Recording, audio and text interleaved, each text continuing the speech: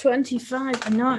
It's crazy. Oh, let me kill the sound so that we don't have sound. Hopefully, we are going live on YouTube as we speak. Wait. Oh, there we are. Okay. Hey, everybody. How are you doing? Welcome to the Tangent Show with me, Katharyne, and me, Isaac. Yay! I hope you're having a good Tuesday. I'm really digging this Tuesday Tangent Show. Yeah, it's going well. I think people are enjoying. It is Tuesday, isn't it? It's Tuesday. I have no idea. You know, it's one of those things when you work at home, you're just like, wait, what day is it? Where are we? Yes. Actually, where are we? This is pretty cool. That's a good question. We are under a giant flying glittery unicorn. Okay. I'm not actually sure where it's at. Anyway, we've got loads of things to talk about. A new tangent templates update that you sneaked in there, Isaac. We'll talk about that in just a moment. We also have our big contest winner we're announcing today. Yeah. So in our Facebook group, the KDP Facebook group, we hit 11,000 people last week, which is crazy. 11,000. Imagine if you got like 11,000 people lined up. That would be a lot of people. It would go to the moon. Like, obviously, if you had them all standing on each other's shoulders. Have you actually done the math for that? Yeah. Is that legit? No. I don't know. I don't do math. I was going to say, well, actually, let's calculate the average size of a person. You got 11,000 people going to the moon. Well, you're the nerd. You like... Not that big of a nerd. Oh, there's lots of people going, hey, Linda, Amber, Cherry, hope you guys are all having an amazing week. You had a good weekend. I count Mondays as the weekend. Because you need an extra day of sleep. Right. So yeah, we hit 11,000 people in our Facebook group, which is amazeballs. Yes. But we're also having a giveaway to celebrate. Every time we sort of hit a new 1,000, we have a big contest. So we're going to draw a winner at the end of the show. We've got there were 200 and something entries, all in this cup. I used the wonders of child labor to get our children to cut up all the pieces and put them in the cup, all the names and entries. Yes. I'm having a problem with speaking today. It's okay. I haven't been at the wine yet. It's too early. Maybe that's why. Maybe that's why. Relax. Got a good idea. We should get the wine. Okay, so yeah, we've got our big contest coming up towards the end of the show. And we've got lots of cool stories from creativity, business, art, and technology. So let's start with, I want to start with this because this is hilarious because your shirt's making me laugh, Isaac. Oh, okay. So show the people your shirt. Let's see if you can see the shirt. So a couple of years ago, we made a rather fabulous course called T-shirt Revolutionaries, which was all about merch by Amazon, but it was like a creative approach to merch by Amazon. Yeah, I mean, we wanted a T-shirt course that wasn't like exclusive to Amazon. We wanted just a general creation. Design shirts, make cool things, come up with awesome ideas. So that was one of the T-shirts that you actually made in the shirt. Yes. In the course. Yes. And see, I'm telling you, I'm having a problem with speech in general. So what was cool about this shirt was the trypophobia. So what's trypophobia, Isaac? It's the fear of holes. Because holes are obviously really scary. Well, they kind of remind me of like Freddy Krueger's face. Oh, like some gore from like the 80s. Okay, so like this is like what is this? This is this is an egg sac. Ew. Yeah. Right. So I like intentionally colorized and made it so the holes stand out. And there's like those toads that have things coming out their back. Yes. So anyway, there is a thing called trypophobia, which is the fear of holes, and it was mentioned, I think, in American Horror Story. And it started trending like crazy. And we spotted this word. We're like, oh my gosh, this is just so fun that this fear is trending. So Isaac made some shirts based off trypophobia. Anyway, what was super funny was that Jessica Aslava, I got to give her a shout out because she posted in our Facebook group for T-shirt Revolutionaries that the iPhone 11, I don't know if you guys have seen the new iPhone 11 that's coming out, but it has a ton of It's got cameras. 3 cameras. Yes. It totally looks like it's like trypophobia central. It looks like your shirt. So I thought that was rather hilarious that the iPhone 11. Is this going to progress to having 20 cameras? So yeah, I think it may. So your so when entire Danzig has a phone, next Misfits reunion, he's going to get 20 eyes in my camera. I don't even know what this is about. As a big reference, I probably shouldn't have done that. Okay. Go on. You're so 90s. 80s. 80s? 80s. Oh my gosh. Goodness, go on. You're old. Yeah. You're younger than me, but never mind. We won't talk about that. Okay. But anyway, it's a lot of cameras, and yes, it does look like a collection of holes, which classifies for those that are fearful of trypophobia. So I apologize to the trypophobes who are out there. Anyway, so let's move on. We have a new update. You sneaked this one in, Isaac. I did. So a quick update on tangent templates. What are we working on at the moment? We are working on language support. Yes. So we are this week we'll be adding language support to the rest of the planner pages. So you guys have been asking us at the moment, the monthly and the yearly planners support 5 languages. They have English, German, French, Spanish, and Italian. We're going to be adding language support to the weekly and daily planner pages that is in the works. Week. So that's coming this week, hopefully. Yeah. I'm so close. I'm just like I mentioned last week, we were working on multiple stuff. And so I'm chugging away at all of it. However, you've got something more new thing, yes. Wow, that is pretty awesome that you've just added as a feature to tangent templates. So I don't think anyone's seen this yet because this is brand new.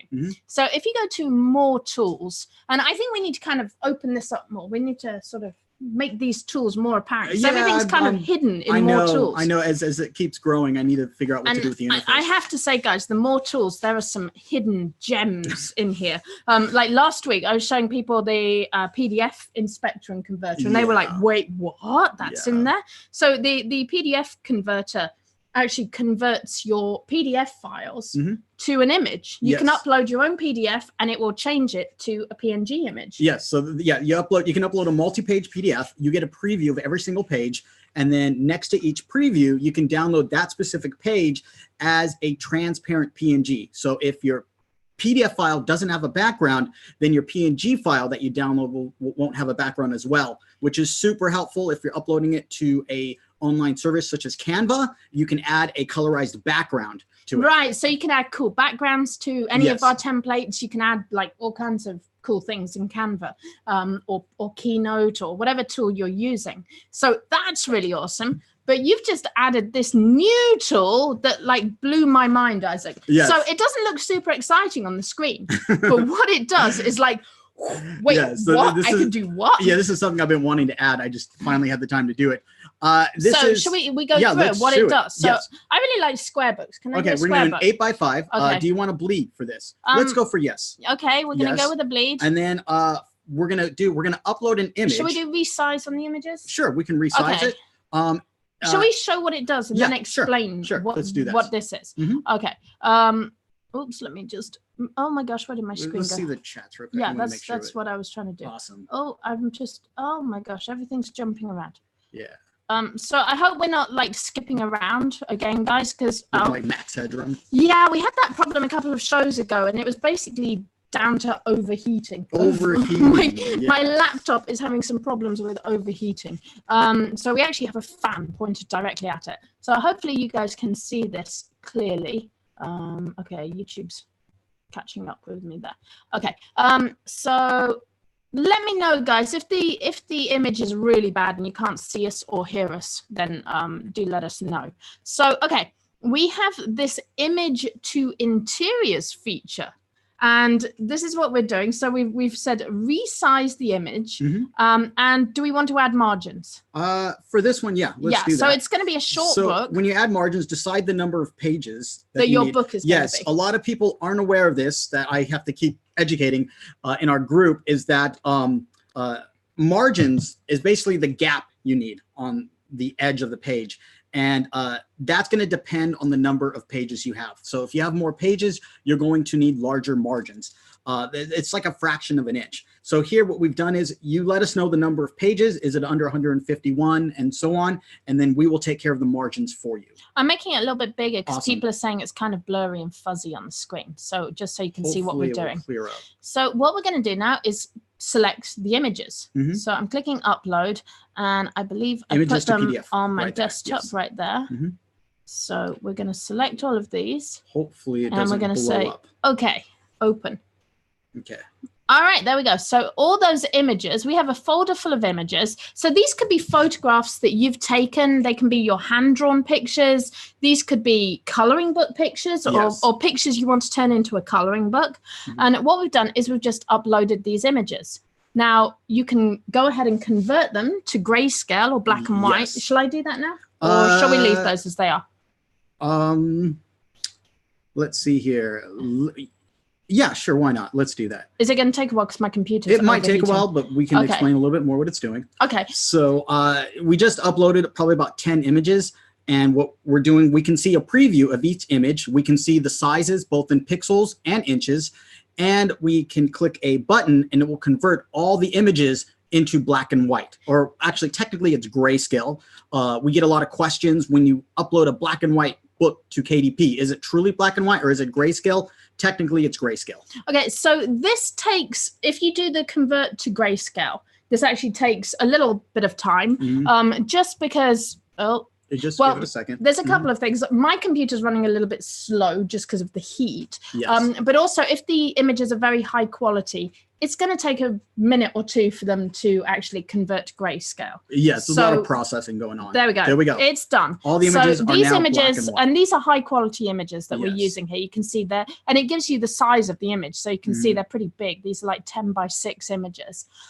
So they're converted to grayscale. And now what you can do is just say download PDF, and you can just leave it running for a moment or two. And when you come back, you will have a PDF document that has all of those images in, each one image per page. Yes. So if you want to make coffee table books, if you want to make coloring books, if you want to make, I don't know, any book that has pictures in it for whatever reason, you can do this with this tool. So it does take a few moments if you have high quality images. If you're using more simple images or small images, it's going to be a lot quicker. But you just wait for it and it will go through and you'll be able to check out your PDF. So I think I'm going to leave this. Should I leave this running? Yeah, leave it running. And so we have a few options with this. If you upload an image, we can have it so it crops. So what it'll do is if the image is larger than the selected trim size, it will fill up the entire space. Yeah. So these are cool options. You have the option that you can crop or you can resize. So if you crop it, then it cuts off the image, and that actually looks pretty neat on some images. Yes. So you might just want to experiment with it, see how it looks for you, see which ones you prefer. Yes. And then if you click to resize, it will resize the image based on your trim size. So you can upload a large image, let's say like 4,000 by 4,000 pixels, and then it'll resize it for like a 5 by 8 trim size. And then also you can select the margin if you like. So you can put it into a smaller book. So you can put it into pretty much any size book you like. Okay. Linda says, how do you change to 720 on YouTube? If you just hover your mouse over the video on YouTube and then click on the little like gear thing, the little gear cog thingy, you can select the quality of the YouTube video on there. So shall I just leave that running and we'll come back to it in a few moments. And when we've got the documents, we can show you the finished document. Cool. Okay, so let's move on. Did you want to do Nerd Corner? Yeah, let's do Nerd Corner real quick. All right, Nerd Corner. This is really, really cool. Firefox, which I'm a heavy Chrome user right now. But Firefox is actually faster than Chrome right now. So I'm kind of thinking about moving over back to Firefox because Chrome has been causing me a lot of issues recently. But anyways, Mozilla, the company that creates Firefox browser, they've created a new feature. It's kind of in beta. Well, it is in beta. And you can instantly have a VPN, a private VPN. And so this is a huge plus for security. For those of you who don't know, a VPN is a virtual private network. So when you log into a website, there's information that website can get from you. They can get your IP address, possibly your MAC IP address. They can find out all kinds of information about your computer. And a lot of this data, it's kind of, they call it footprint data, can be used to track you down. And so marketers, advertisers, when you visit a website, they know who you are. The same way Facebook knows who you are when you log into Facebook. And so there's been a big push towards the tech industry just privacy and right. And so Firefox they freaking just launched this thing where now you can browse the web, the internet anonymously. That's pretty They cool. won't know who you are. They won't know your IP address. You won't get tracked by ads and a whole lot more. So this is really cool. Okay. I had a quick thing I wanted to talk about that I actually just shared in the KDP group. And I think this would be a really cool, like this is just a tool that people don't really, or I forgot that it existed. I knew it existed, but I forgot about it. And then today I kind of rediscovered it by accident. And I was like, oh, this was an awesome tool.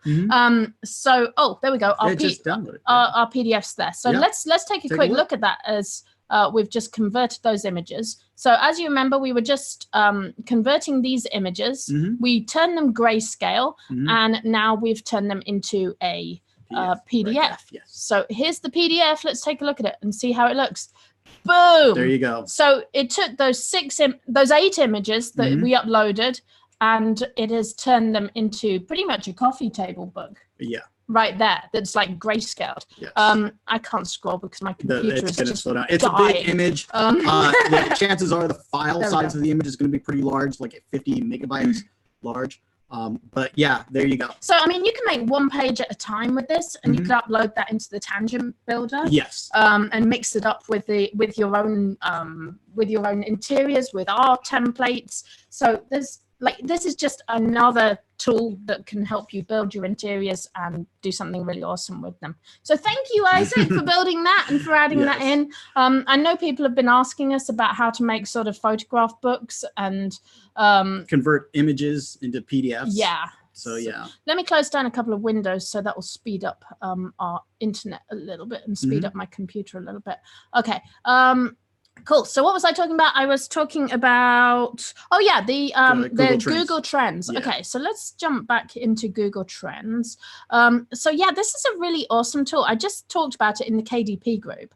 And I started thinking about how you could use this for KDP. And what it is, Google Trends have a year in search feature. And this is how I got thinking about it. So I thought about our daughter, Autumn, our oldest daughter, Autumn. She's 18 now. She's an adult, which blows my mind. But she was born in the year 2001. Now, Google was invented in 1998, and they started collecting these search results in 2001. Okay. Now, what makes me laugh is that Autumn and our other daughter, Midnight, who's 16, often chat together, and they get kind of nostalgic. They start going, oh, remember those bands from when we were young? Remember Hannah Montana? Oh, yeah, that's so funny. And they have all this nostalgia. Remember Teletubbies and all this stuff from the sort of 2000s. And like to us, it's like, that was yesterday. That was like last week. Oh, yeah. But to them, it's like, oh, my childhood. It's such an amazing thing.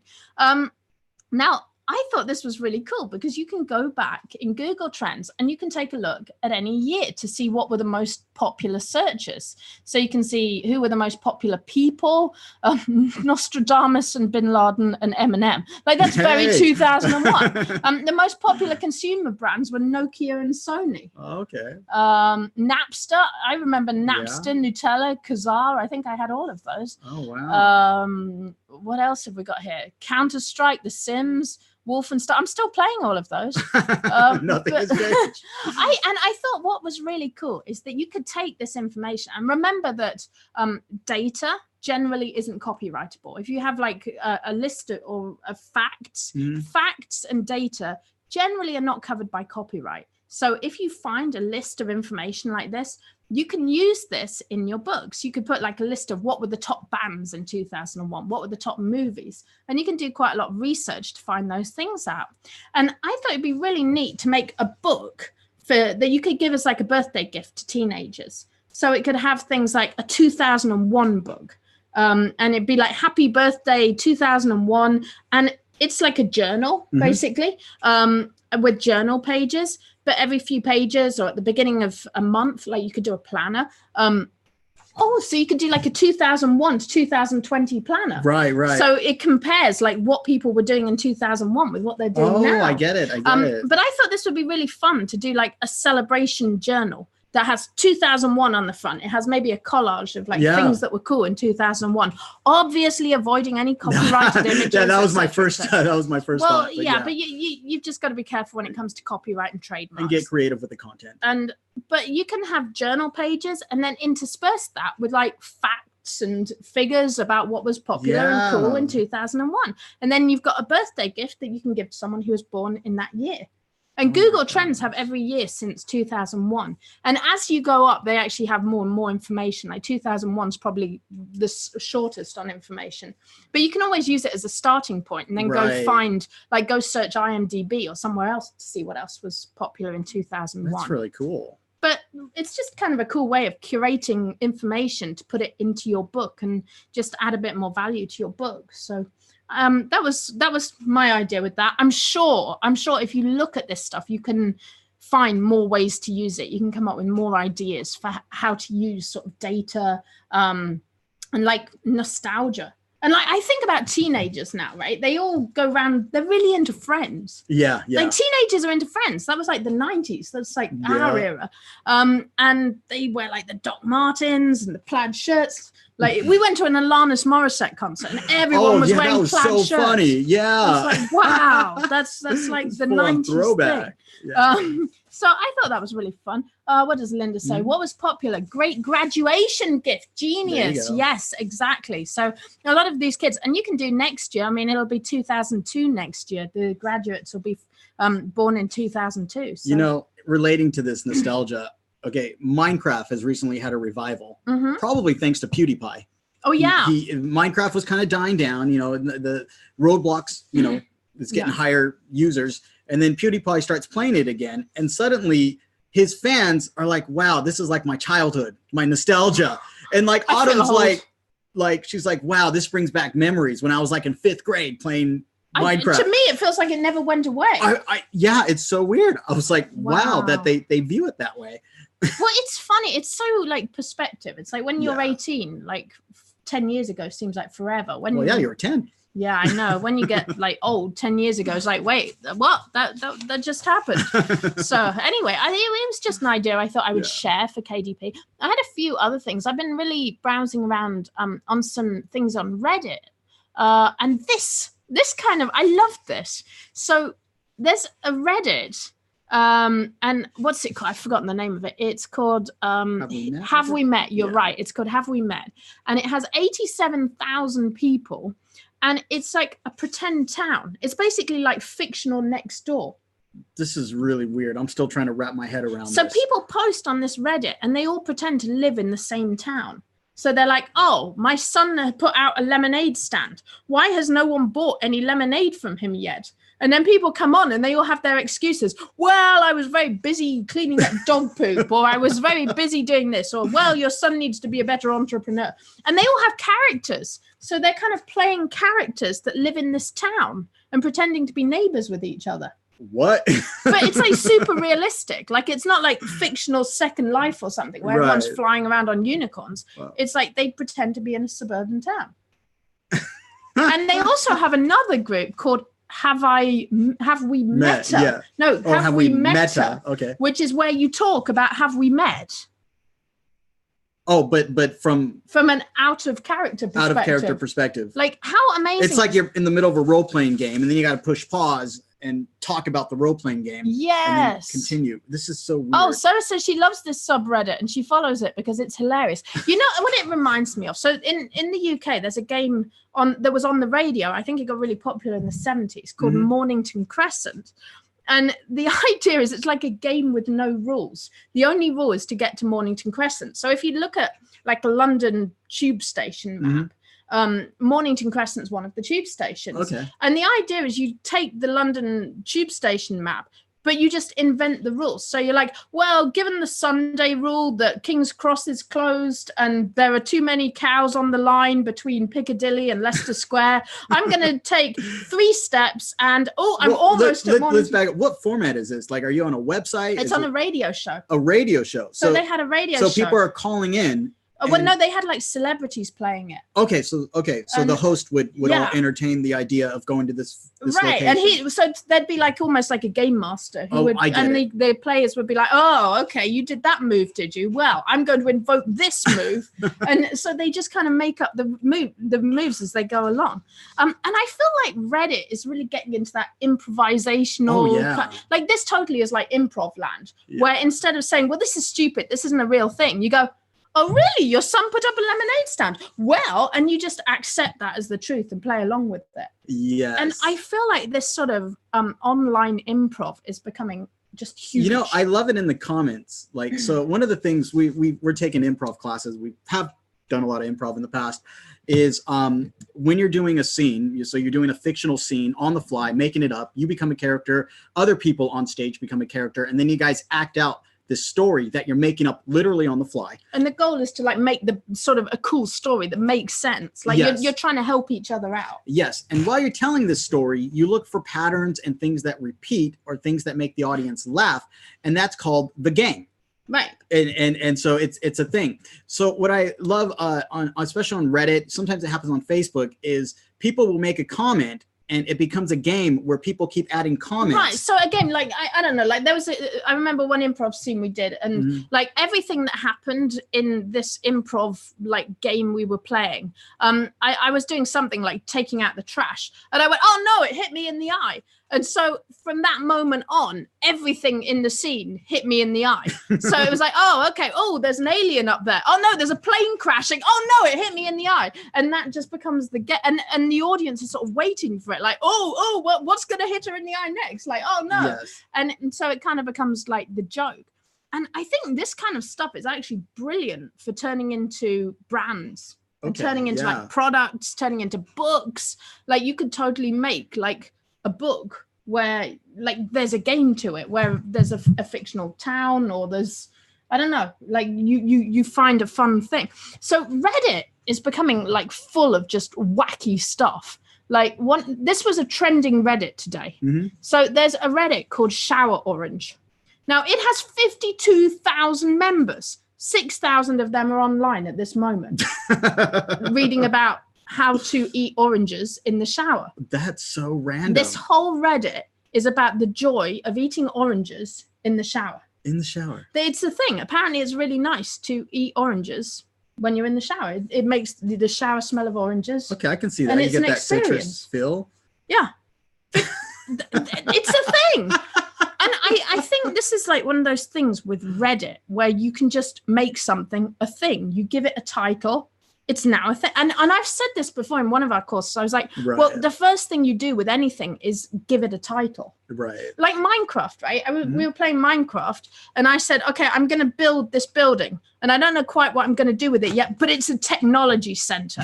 And once you name things, it kind of makes it, and it's like, you know what you're doing. Once you give it a name, and I said, right, this is my technology center. And it was so funny because it annoyed Sid. So our son, Sid, he's just looking at this. He's like, Mummy, you don't need to build a technology center. There is no need for a technology center in Minecraft. So now we have like this ongoing gag of if we see any building with a lot of glass in it, it's like, look, Sid, it's a technology center.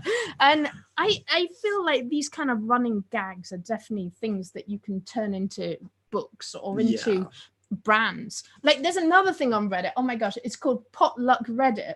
And the whole thing, they're just planning a potluck dinner in, I think it's in like somewhere like South Dakota or something. Right. And it's full of threads of like, how do I persuade my wife that we all need to go to South Dakota for a potluck picnic with people we've never met? And there's like 5,000 people discussing this potluck that's going to happen in 2020. Like what? But that would be a good book. You have the potluck book, and you just write down all your things you're going to take to a potluck. That kind of reminds me of like a softer version of what's happening in Area 51. Yes, yeah, it's kind of similar to that whole idea of having like a sort of meetup thing. So I think another thing you could do with this sort of concept is maybe collaborative books where you get like a lot of people who are all sort of playing a game or contributing. And we talked about like interactive fiction before. Right. If you had people who were sort of all adding, like say you started like a subreddit or you started a Facebook group and you said, okay, this is a group where I'm collecting stuff. We can turn this into a book. Like you could maybe make a scrapbook of like people write their experiences of eating oranges in the shower. Okay. Like with 50,000 people, you could say, hey, contribute your stories of eating oranges in the shower. Yeah, if you have a decent following on Twitter, I can totally see that being a huge Twitter with just a hashtag. Yeah. And this guy, like his big story is he got Pharrell to eat an orange in the shower. And he's got a letter all about it of like his conversation with Pharrell. Oh, wow. That's so... It's a thing. So, I mean, and this is one of those things where people are like, this is so silly. This is so stupid. They either dismiss it and say, this is dumb, this is silly, or they say, wow, how do you come up with this stuff? And sometimes it's just like, if you have an idea and no one's done it before and it's kind of wacky, give it a shot. Well, I feel like Bizarro World version of this would be like eating a lemon. Just eating a lemon. People that prefer in the shower. Oh yeah. So you can start like a feud with them. Right. Like, yes. No, that's what I'm saying. No, it's all about the lemon, right? It's more potent. It's stronger. It's got a more tangy taste to it or whatever. Right. And I think, I mean, my question is like, what have you got to lose these days? It's like you can make anything anonymous. You can do a Facebook group anonymously, and I've got a video that tells you how you can do that. A subreddit by its nature is anonymous, right. So you can try out ideas. Like you can try out ideas and see what works. And if something takes off, then great. You now have a brand, and you can sell. Like now they can sell T-shirts. Like I ate my shower orange this morning. Shower orange. Trademark that right away. Seriously, if you have 50,000 followers, right? What's the story? You need 1,000 true fans to make money. Like that's the theory, that if you have 1,000 true fans who'll buy everything you do, that'll buy you a living. That'll keep you a living. So 50,000 followers, you can probably sell some T-shirts or some books or some like oranges. You can sell like squishy shower oranges. Right, yeah. Like, there's all kinds of things you can do with that. So yeah, I don't know. I've been kind of on a Reddit kick this week. There's also, so it's not all silly on Reddit. I want to say that there's also some really neat Reddit. So this one was also trending this morning. It's a subreddit called PaperTowns, and look at this. It's full of really beautiful pictures that are pretty much all in the public domain of towns. That's really cool. On these beautiful maps, like you could do so, and they're all, as far as I know, they're all in the public domain. Always double check, because people can upload things that aren't in the public domain. They can also colorize or filter or edit them, and whatever the additions they make may be copyrighted to them. So one thing I always do is I tend to right click. I do search Google for image, and that will usually help me find the original picture, so I can see if it's been altered or if anything sort of additional has been done to it. Yeah, it's funny. There's some like smaller print-on-demand companies where you can buy like a canvas print, and they use public domain images, but they say they're copyrighted. Yes. Right, and so you can just right-click on it, and you might not find that specific image, but you can find similar images in the public domain. Yeah. Kim says, you need to build a center of excellence in Minecraft? I wonder what a center of excellence would do. That's an interesting idea. But yeah, I mean, I'm a big believer in giving things a title. Like if you are stuck, if you kind of got an idea, or you just want an idea, just write down some words and make that your title. And I do that with books. Like I'll come up with just like a word or a phrase, and then what does that phrase make me think of? Like Forests of Doom. Like, okay, I've got a title. Like that's just off my head. Forests of Doom. Wow. What would you do with that? Like, could you have pictures of beautiful forests, creepy forests? Could you do a coloring book? Could you like do meditations to make you feel better? Could you do like a horror story? Like, I find that just starting with a title and then brainstorming what that title means can actually be really, really powerful. That's and a very good creative exercise. Yeah. It works for me. I find just, and you know, it's funny. It's kind of like an improv thing, that it can be hard to name something. So I was doing a scene with this guy on Sunday, and we were both like lying on the stage, and we were like, oh, there's a big one there. Oh, I'm going to hunt that. And it was kind of funny, but it's like, we're both trying to figure out what we were doing. Yeah. Like we were obviously hunting something or trying to chase something. And then once we kind of figured out it was bees that we were hunting, right, the scene got easier because then we were like, oh no, don't get stung. Ow, ow. And I feel like putting a name on things, and it's scary sometimes. Like if you're being creative, putting a name on something can be kind of like challenging to do that. You sort of feel like kind of anxious about like actually naming something. But once you do, everything becomes easier. So sometimes just make up names, just write stuff down, put the first words that come into your head and see what happens. So there we go. Yeah. Cool. Oh, there was also, so this is called PaperTowns. There's also another Reddit that's run by the same people that's called PaperFolks. Actually, let me just type PaperFolks. PaperFolks. No, but it's really good. They have pictures of people. Okay.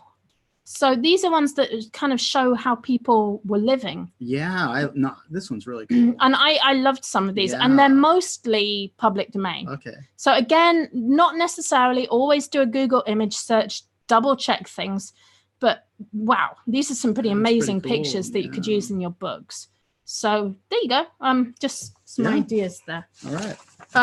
Talking of copyright and things like that, people often ask if they can use people's pictures. I saw this cautionary tale this week that made me laugh. So I guess this swingers club in Miami were running adult parties, and they used several pictures of models without their permission to advertise their slightly unsavory parties. Right. And the models were not happy about this, and now the club have to pay out over $800,000. Oh my gosh. I was like, wow, that is a lesson in getting commission before you try and make money off someone else's intellectual property. Can you imagine like their partner, like they I don't know, they just happen to see an ad for it and they see their like their wife on there. You'd be like, hey, wait a minute. Well, I think they were like professional models. So I think they kind of didn't want their like professional reputation being associated with it. So they could argue that there was sort of some damages being involved in that. So there was that. This was a fun story as well. Let me share this one quickly. Okay, so Tinder, the dating site, is making an apocalyptic choose your own adventure series. So this is really fun. So something we've talked about quite a bit is things like escape rooms and like mystery games and subscription boxes, role-playing games. This is just becoming bigger and bigger, the whole idea of having games and gamification. So Tinder have developed a whole series about characters facing the end of the world. And it involves swipes. So you make your choices through swiping. So you kind of get used to like the Tinder interface. But what I think is really interesting about this, they say that viewers who make the same choices may be matched up with one another. So they have something to chat about. It's like people are bonding over playing the game. Yeah. And they also sort of find that maybe their problem-solving skills match up. The people who come up with the same choices. So interesting. Like that's such a weird way to take like dating and I guess connecting people together. It makes sense though. It makes perfect. Like it kind of feels like a Black Mirror episode. Right. I know what you're saying. It's like personality. Yeah. It's like let a computer decide, who you should be with. Yes. So I thought this was really interesting. I think this is something that we're going to see more and more of and I also think dating apps are going to become more innovative. Yeah, especially as they start incorporating like machine learning to create some kind of shadow profile of who you are. Right. Yeah. Like you think about sort of like the old school dating, and they used to put it in magazines and you'd tick like, I like going out for dinner. I like smoking cigarettes. I like listening to popular music. No, there was a commercial where with this girl. You got the pretty girl and some kind of not so attractive guy. And she's like, they're at a blind date. And she's like, I thought you said you were active. And he's like, what? I bowl a 240. Right. So there's a lot of like perspective of like someone might think that working out once or twice a week is like being super healthy. Yeah. While someone else is running a marathon. So it's kind of interesting, this idea of having like actually looking at actions instead of what people say they are, looking at how they do things and what they do. Yeah. So I think we might see more of this in future, not just for dating, but also for things like, so I used to create personnel software back in the day, like the olden days, pre-Google. And one of the things that I was really interested in doing there was assessing training needs. And it was all about like matching what needs people. Well, so what I did, I was matching jobs. I was like, okay, if there's a job in this company, they need these skills. Yeah. So then they need people who have those skills. Then the people need these skills by going on these training courses. And so it was kind of like an interlinked thing. And I think this sort of idea is still, there's still a lot of space for like companies to assess who they want to hire and how they're going to train their employees and how they're going to sort of work with their employees. So I feel like human resources could use this sort of thing to look at how people solve problems, how people play games. Yeah, my brain is just like coming up with all kinds of like KDP ideas. Awesome. Yeah. With this, it's really cool. Oh yeah. Like, I mean, for example, if you were to create a matching, like you have a simple form and you have a collection of people, they all fill out the form, and it's nice having a single book all in one area. And then you can go and take that form and tally up people's attributes and then link them together. Maybe not dating, but maybe who should sit next to each other. Wait, so are you talking about like a book for a matchmaking company, or maybe for like a company? You have employees, right? You have maybe 20, 30 employees, maybe less. And then the employees can fill out a single book, a profile, and then based on that, they can look at the employee's information and decide how they can collaborate better together. Whoa. Based on their attributes. And you can learn something about the employee that you normally wouldn't know just working you from can make them like day to a day. game book for your employees, so they could play a game in the book, and then you collect it all up at the, like maybe a quiz, or, and I think this gets into like personality quizzes as well. Like personality quizzes are so big right now. And I see so many, like people niche these personality quizzes to whatever they're selling. So they have, if they're selling like nail varnish, they do, okay, what's your nail varnish name? Take your like birthday. If your date of birth is like the 30th, then you're sparkly. And then if your birth month is July, then you're like petal. So your nail varnish is sparkly petal. And people do those for everything. Yeah. Because I think we're all kind of egotistical. So every time we see a personality quiz, we're like, oh, we must do this. Even though, there's a whole Facebook group for astrological quizzes. And it's just like fake astrological quizzes. People love their ego to be kind of. It's like if you are a Leo, then what kind of like pottery figure are you? Yeah, I'm thinking more like you get a collection. I don't know if you're gonna go that route. You get like a collection of like gangsters. Which badass gangster are you? I bet it's been done. Of course it's been done. I bet it's been done. Yeah. Okay, I have one more thing that before we get to the contest, because we're going to do the contest soon. One last thing I wanted to talk about. This is cool. I shared this in the Curate group, and I think I need to post about it in the KDP group too, just because it blew my mind. So there's a theatre company in England called Blast Theory. And I actually talked about them quite a bit in our Magic Formulas course, because they've done some really, really interesting stuff. And they've been working on a 3-year project called Gift. And what it is, they made an app on your phone, and they've teamed up with museums. They're working directly with museums. And what they do is they walk around the museum and they decide on a friend or a relative, and they keep that person in mind, and they walk around the museum and they look at pictures or objects or architecture or whatever's in the museum. They take pictures of it and they record little notes. So like if I walked around a museum and I was like, oh, what could I get for Isaac? And then maybe I saw like a display on virtual reality. I could be like, oh, this reminds me of the time you were in virtual reality and you fell off the kitchen table or something like that. And I can take a picture of it and record the note. And they're calling it like a mixtape. So it's like almost like an app-based mixtape. Yeah. Where you go and find bits of art and you make notes to someone. And I think what I loved about this was, first of all, the idea that it's pretty much digital curation. Yeah. Like you're curating this collection of things that remind you of someone. The other thing I loved was that the lady, if you watch this video on their website, the lady says look at everything through the filter of the other person. So what it is, instead of just walking around the museum being like, what do I like? What's good here? What's my favorite thing? I'd walk around thinking, well, what does Isaac like? What makes me think about Isaac? Oh, I get it. What would make Isaac laugh? And I go around the museum and I think about you while I'm walking around, and I take pictures of things that you'd like. And I feel like for people who are marketers, you could do the same thing with a customer avatar. You could be like, what would my customers like? Like, what would my ideal customer like? And we talked in Cultivate, we put together customer avatars. That's kind of a thing where an avatar is really like creating one person that represents your typical customer. Yeah. Because it's just easier to think about one person than think about a crowd of people.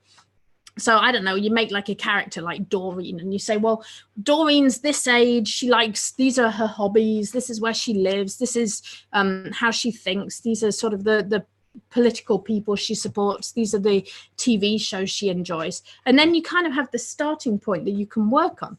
So I feel like you could walk around the museum kind of like thinking about Doreen and what she would like. And you could even use this. So a lot of the pictures in museums are public domain. Yes. You can do this with online galleries or online museums. Like, go and look at an online museum and think through the eyes of your customers. Like, if you've made a t-shirt or you've made a book or you've made a product, make an avatar, make a customer avatar for who's likely to buy your product. Then take that customer avatar, go browse through an online museum. Like, there's so many of them that have public domain galleries. I think there's some in New York that do. There's the National History Museum, I think in London does. Like, there's all kinds of the National Gallery. There's loads of online galleries. And maybe put together like a collage or a picture or a fanzine or a fact sheet or like some kind of virtual gift, like a digital gift for your followers. It could have like pictures, like you can make like stickers. They could have printable stickers. How cool would that be? Oh my gosh. So you can make, it's kind of a thing on Etsy. Yeah. People make like printable stickers. So you could go around a museum or a virtual museum, take pictures of bits of public domain artwork.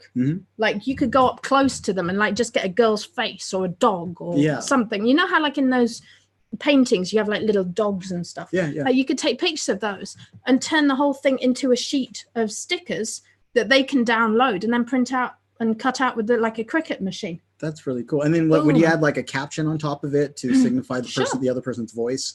Yeah, you could add notes. You could add like I'm just kind of thinking. Out loud. But this would be really cool to make like lead magnets or gifts or something for your customers. I can totally see that. And then encourage them to go buy something else from you. Yeah, and it's a good way to really think about a specific point of view and have a strong point of view, which works well both in whether you're selling a product, creating a product, or if you're marketing. Like Facebook Audience Insights kind of does that. It's like, well, if customers like this, then they might also like this. Yeah. And that's kind of how Amazon works as well. If customers buy this, they also buy this. Yeah. And that's why it's kind of important to have this idea of a customer avatar. Like, don't just think about one product. Instead, think about the customer that buys that product. What else do they buy? What else do they like? Think about the world they live in. Yeah. Like their specific micro world. What problems do they have? What do they need to solve in their world? So I don't know. I like think it's awesome. Go watch this video though, because you'll watch it and you'll have so many ideas just going, wow, what do they do? Yeah. And Blast Theory, like if you're stuck for creativity, just look at what a company like Blast Theory is doing and you'll be like, I'm like, wow, they took 3 years making this. I wish we had 3 years to make something. Amazing.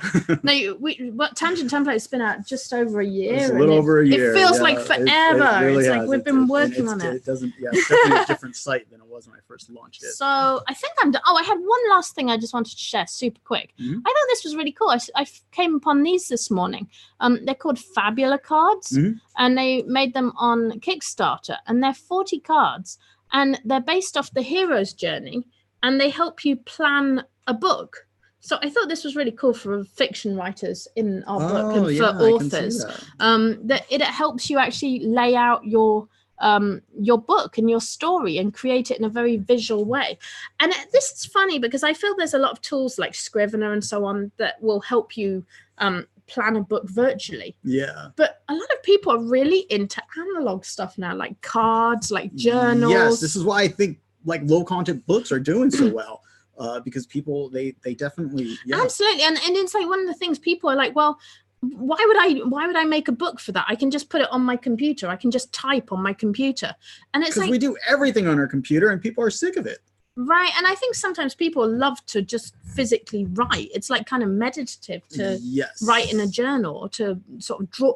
And you can't do, like, I find when you do things like mind mapping, you can do it on a computer, but mind mapping on paper just I is agree. a different... Mind mapping. Yeah. And I've tried mind mapping tools on a computer digitally, and it just doesn't feel right for some reason. In analog, having a physical we paper, do that all the time. Like if we're sort of facing something that happens with us is we tend to get overwhelmed with ideas. We're like, oh, okay, well, we've got this thing we want to work on and this thing we want to work on and this and then on top of that, we get a lot of feedback from our awesome customers. And everyone's like, can you guys make add this? more features? Can you do this? Yeah. And so sometimes when we kind of get, we kind of feel it when we get to that point. We're like, okay, get the paper. And we get like one of those huge sketch pads from Target and we put it down on the kitchen table and get markers and we just start sort of writing I think it's like a brain dump. It's called a brain dump when you just, everything that's in your head, you just write down. And I find that doesn't work on computers. Like you can do it on a computer, but it's just not the same. Whereas sitting at the kitchen table with markers and writing everything is a different thing. Absolutely. Yeah. So anyway, okay. So I think we have done with all the news, which leaves us with one thing to do, which is to pick a winner of the contest. So as I say, we have 11,000 members now in our KDP group, which is just epic. Thank you very much for being in our group and for supporting it. It's an awesome group. You guys have been so helpful. It's been great. And so what we're doing is we are doing a giant giveaway. We are giving away our everything bundle, which is all of the courses we've ever made. That includes Create, Curate, Cultivate, Tangent Research Suite, Tangent Templates, Magic Formulas, Selling and Sexual Wellness, Introduction to Adult Coloring Books, Q3, Q4, I don't even know, everything, pretty much everything we've done. Plus we're giving away a $50 gift card. So what you had to do to win was you had to enter our thread that said, what is your favorite thing about KDP? And oh my gosh, over 200 of you entered, and there were all kinds of just awesome answers about what you loved about KDP. That it's just a quick way of making books. It's cheap. It allows you to be creative. It's fun. It's an opportunity for you to sort of put out your ideas to the world, that you can test out ideas, that you can make planners for your business. Like there were all kinds of just amazing answers. And it was really cool to see how just positive you guys are about KDP. Absolutely, yeah. I'm loving KDP at the moment. Oh my gosh, our sales went like... That's awesome. And I'm not quite sure why, because so I talked in the group about zombie books, and I don't mean literal zombie books. What I mean is books that you made a while ago and didn't really take off. Yeah. And then they suddenly jump into life, or they come back to life. And I had 2 of those this month. I had one book that sold 10 in one go. And then I had another that sold 9 copies this month that awesome. hadn't really sold much up to now. And I'm like, I'm not quite sure why. They were both collector books. Okay. So when I say collector books, so in Tangent Templates, there's the wine review, the cannabis review. I think we have a book review page. We have music collection templates. So you can keep a list of all the music you have and then review it. And these books weren't, they were basically the same kind of idea as that you keep a collection, you list your collection, you review things in your collection. And for some reason, those 2 books kind of jumped into life this month. That's awesome. Which is exciting, but it's one of those things where you're like, why was there sudden interest This in is one of the things I love about KDP, also merch too, and other POD products, is that you can list a product and just leave it there. And then when you least expect it, it starts selling. I know. I mean, you might not have any control over it and yada, yada, yada, but it's cool when it sells. Yeah, we have merch shirts that we listed like 2 years ago, and then they're still selling. You're like, okay, you go in and check it, and it's like, oh, okay, cool, I'll take that. Like, I don't know, print on demand is pretty awesome for just having that income and going back to it and just saying, wow, I went on holiday, I was sat in the pub and I made some money. Yay. Yeah. Okay, so without further ado, we have all the entries, old school analog style, in the cup, chopped up by our children. Hopefully we can read them because they're kind of small. Okay. But would you like to pick a winner, Isaac? I will do that. So the winner of the Everything Bundle and the $50 Amazon gift card worth over $500. Actually, it's worth way more than that because the courses are usually more on their own. Yes. The winner is dun dun dun. Deborah Sherrill. Congratulations, Deborah Sherrill. She said, congratulations. I can't wait to use all these awesome KDP techniques to create my next project. Awesome. So Deborah Sherrill, you are the winner of the 11,000 member contest. There was no treasure troll. No, oh my gosh, that's so funny. Beverly's the OG. Wow, you are really old school. She is old school. She remembers the treasure troll. Oh, I'll introduce. So we did a contest probably about 4 years ago now, and I was kind of in the back scenes. I wasn't as involved as I am now. It was just me. I was just talking to the camera. I was doing a bunch of freelance. I had my own clients and stuff. But anyways, I was helping Katharyne out, and I cut everything out. All the entries for a contract. Yes. And I stuck a huge number of fake entries and I called it the treasure troll. And I had like the little troll face on it. So every time she picked a name, it was the treasure troll for like 5 times. I remember that. So I kept going in the pat. It's a treasure troll. Thanks, Isaac. And the winner is... It's another treasure troll. Thanks, Isaac. But I didn't tell her, so it was unexpected and it was all live. Yeah. So big shout out to Deborah Sherrill. Deborah, I will tag you in the group. Please message me your email address or email me at hi@katharyne.com. Either way, give me your email address and I will hook you up with your prize. You have won the Everything Bundle and you have won a $50 Amazon gift card. Oh, Beverly says we made her laugh. She'd had a bad day. She got laid off and then she found us, so we made her laugh. Oh, Beverly, I'm so glad. I hope we still make you laugh. Cool. Okay. Well, I hope you've had a good week so far. It's 5 o'clock. So, wow, we actually timed that. We did a perfect hour. Yeah. Thank you so much for watching the show. If you are enjoying what we do, the Tangent Show, KDP, please subscribe to the channel. Give us a thumbs up. We really, really appreciate it. And tell your friends, like share us. Let people know because we love new people and we love welcoming new people to our groups, to our channel. So thank you guys. Have an awesome rest of your week. We love you lots. Bye.